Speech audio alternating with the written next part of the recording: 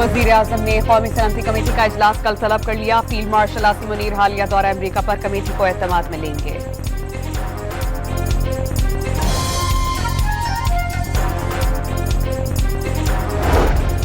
अमरीकी जारियत के खिलाफ ईरान की दरख्वास्त पर सलामती काउंसिल का हंगामी इजलास आज तलब। मशरिक़ वस्ता में संगीन होती सूरत हाल का जायजा लिया जाएगा।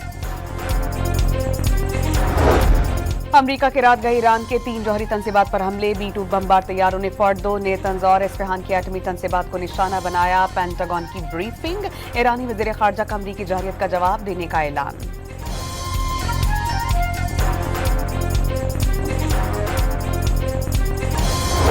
इस्राएली फौजी तैयारों की ईरान के मुख्तलिफ इलाकों पर बमबारी। 30 तैयारों ने 60 से ज़ायद मकामात को टारगेट किया। इस्फहान, बूशहर, अहवाज और यज़्द पर बॉम्ब बरसाए गए।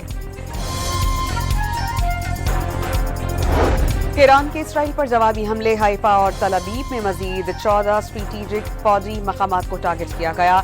Hudaydah power plant, Haifa oil refinery और उदादा एयरबेस पर मिसाइल दागे गए। ईरानी फौज हकीर इसराइली हुकूमत को बेबस कर देगी, आयतुल्लाह खामनाई का पैगाम।